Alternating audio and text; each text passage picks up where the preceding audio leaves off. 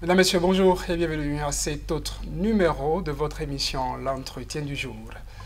La web rédaction ou la rédaction web. Vous en avez certainement entendu parler ou peut-être rencontré un de ces acteurs. Le nom sonne comme un métier de journalisme. Mais derrière cette appellation se cachent des profils qui ne se reconnaissent pas forcément professionnels des médias. Pas de rédaction particulière, si ce n'est un ordinateur à pianoter de n'importe où. C'est quoi réellement la web rédaction? Comment elle marche?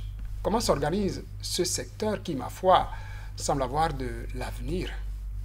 Nous en parlons sur cet entretien du jour avec Hermione Adjovi. Bonjour Madame Adjovi. Bonjour Monsieur Saturne. Merci d'avoir répondu à notre invitation. C'est à moi le plaisir. Vous êtes rédactrice web, vous êtes aussi communicatrice. Avec vous, nous évoquons donc un sujet que vous maîtrisez bien, la web rédaction. Ouais.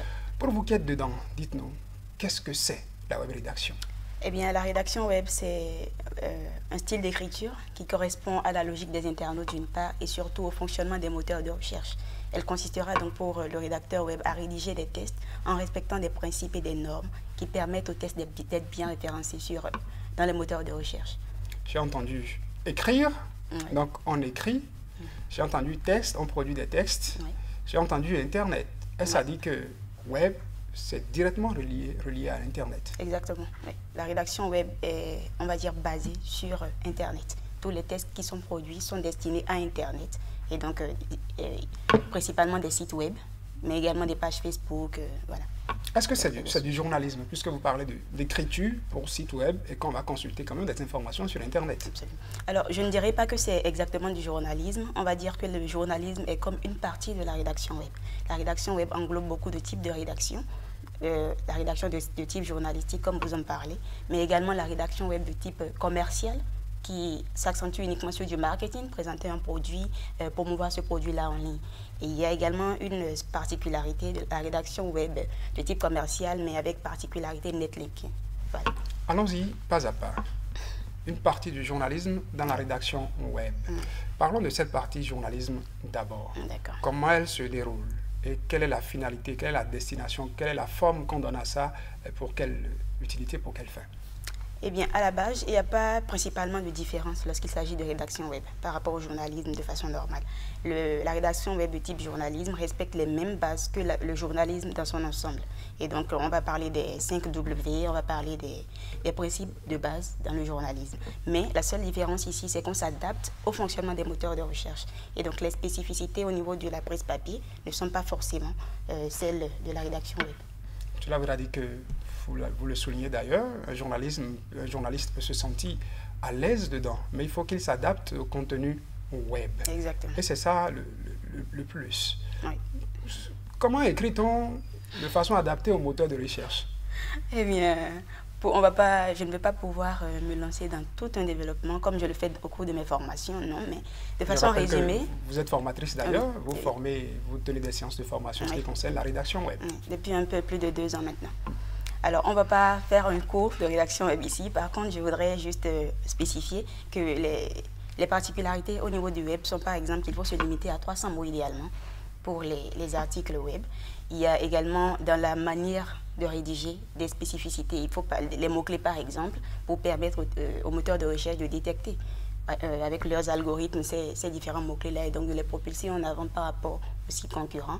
On va parler de la métadescription et d'autres thèmes techniques que je ne pourrais pas forcément décrire ici. Je vais quand même vous exhorter à ce qu'on aborde quelques-unes de ces spécificités. Et quand même, vous parlez de mots-clés. Oui. Si je dois prendre un exemple d'article, n'importe lequel, je vous laisse en choisir. Comment pourrais-je m'y prendre pour répondre à cette spécificité de mots-clés dont vous parlez? Alors, là tout de suite, je n'ai pas vraiment d'idée, mais le mot-clé, c'est juste le mot tout bête qui viendrait à l'esprit de n'importe quel profane lorsqu'il voudrait faire une recherche sur le sujet dont vous traitez, par exemple. Et donc, on va dire que c'est un peu comme le cœur de la phrase, sans être le verbe de la phrase. Je suppose, je recherche un emploi dans du journalisme. Voilà. Et qu'on me demande de produire un contenu que quelqu'un qui est dans la recherche d'emploi du journalisme et arrive sur Internet pourrait se retrouver facilement. Le mot-clé pourrait tout simplement être emploi journalisme. ou emploi journaliste, selon la manière dont on entend faire la juxtaposition des mots dans la suite de l'article. Et cela voudra dire que dans la rédaction, je dois m'assurer de faire intervenir ce groupe de mots à une certaine fréquence donnée pour s'assurer qu'il soit bien référencé. Et comme ça, celui qui en a besoin, dès qu'il va sur Internet, il entre dans la barre de recherche. Lorsqu'il tape, on part du principe qu'à la base, lorsqu'il voudra faire une recherche d'emploi dans le secteur du journalisme, ce qu'il tapera, ce sera emploi journalisme ou emploi journaliste. Et donc, on optimise l'article par rapport à ce groupe de mots-là. On le fait intervenir dans l'article à une certaine fréquence donnée qu'on appelle la densité des mots-clés.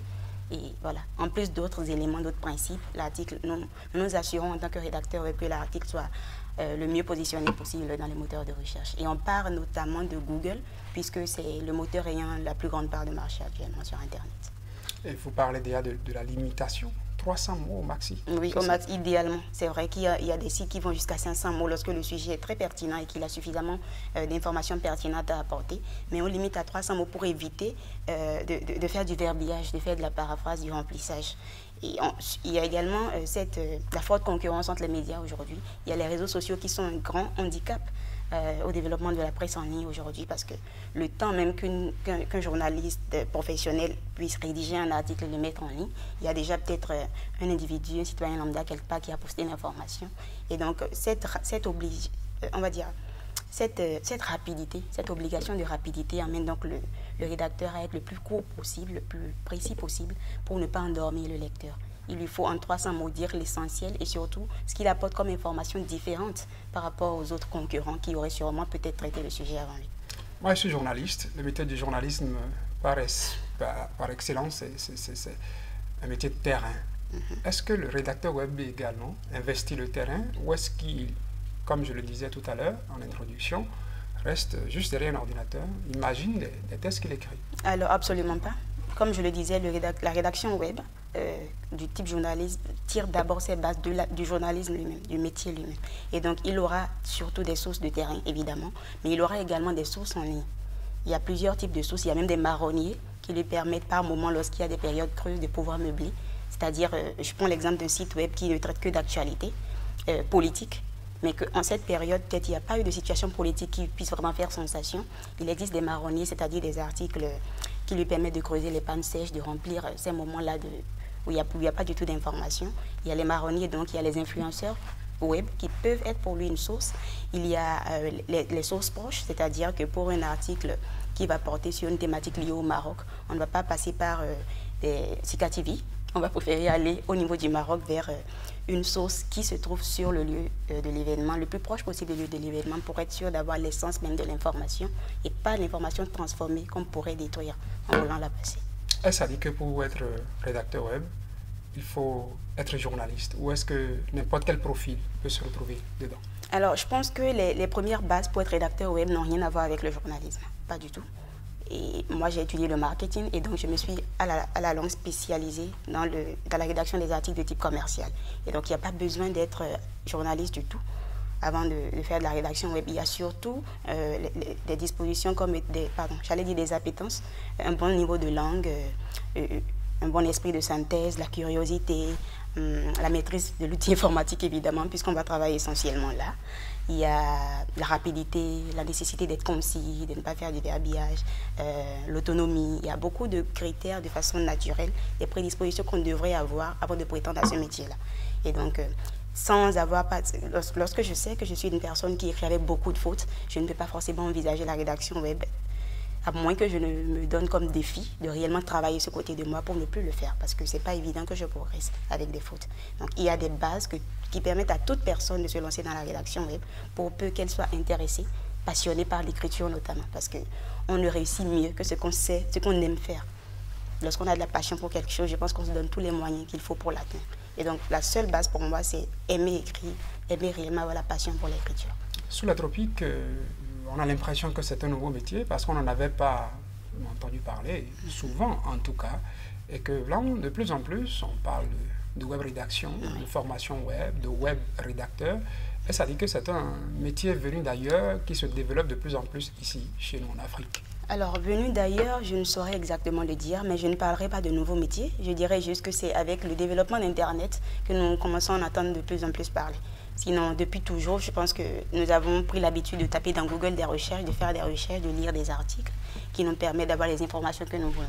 Sauf que nous avions peut-être tellement idéalisé la chose, nous avons pensé que c'était, je sais pas, du chinois, que c'était réservé à une certaine élite. Mais ça tombait du ciel. Voilà, que ça tombait des humains comme nous, voilà, qui rédigeaient. Aujourd'hui, c'est un peu démystifié. On sait désormais que c'est des individus comme vous et moi qui rédigeons, pourvu que nous ayons la connaissance, un bon niveau de culture générale et tout cela. Donc, ce n'est pas vraiment un nouveau métier. C'est un métier que nous découvrons, voilà, de plus en plus dans nos communautés. La demande est-elle là? Est-ce que le marché il est prometteur? Très. Je dirais sans hésiter, très, très prometteur. Et d'ailleurs, aujourd'hui, il y a énormément de rédacteurs web, mais la qualité reste très faible encore. C'est-à-dire qu'on a beaucoup de rédacteurs, des milliers peut-être aujourd'hui, mais la qualité n'est pas forcément la même. Et donc, c'est à ce niveau que lorsqu'on est même nouvel entrant dans le métier, on peut se distinguer en apportant un nouveau style, une nouvelle manière d'aborder les choses, de l'humour, un style particulier à soi, avec un langage relativement entre, on va dire, mi-courant, mi-soutenu, sans utiliser de gros mots, très accessible toujours, mais en agissant au niveau de la juxtaposition des mots, peut-être. Je pense que c'est très prometteur à condition qu'on soit disposé à apporter un plus. Il ne faut pas venir avec la prétention d'écrire de manière académique, de faire des rapports, de rédiger simplement, de faire des sujets, verbes, compléments. Il faut s'assurer d'avoir une certaine plume, une belle plume qui puisse accrocher, parce que c'est ce qu'on vend à travers la rédaction. Je vais poser des questions en une question, puisque là nous sommes déjà presque à la fin de cet entretien. Est-ce que ça rapporte pour le web rédacteur et pour quelqu'un qui souhaite aller dans ce domaine-là? Les agences, est-ce qu'elles existent, ces agences-là? Comment Oui. peut-on les identifier? Est-ce que tout le monde peut installer une agence? Je pense que pour le peu que je sais, il n'y a pas encore de spécificité, il n'y a pas encore de limite à la chose. N'importe qui peut y installer pour peu qu'elle se sente en mesure de gérer la suite, parce que ce n'est pas toujours évident non plus. Mais oui, ça nourrit totalement son homme. C'est ce que j'exerce comme profession depuis 4 ans maintenant. Et je m'en sors totalement bien. C'est ma seule source de revenus, ma principale en tout cas, source de revenus. Il s'agit juste de travailler le niveau de langue. Lorsque la qualité est belle, en évoluant au fil des années, vous montez votre tarif et donc voilà, vous constituez votre part de marché. Hermine Radiovi, vous êtes rédactrice web, communicatrice, je rappelle. Merci d'avoir répondu à notre invitation pour évoquer ce domaine que vous dites prometteur, celui de la web rédaction. On espère que les téléspectateurs de Sitka TV en auront appris davantage à travers ce numéro de l'entretien du jour qui s'achève ainsi déjà, mesdames, messieurs. Merci de nous avoir suivis.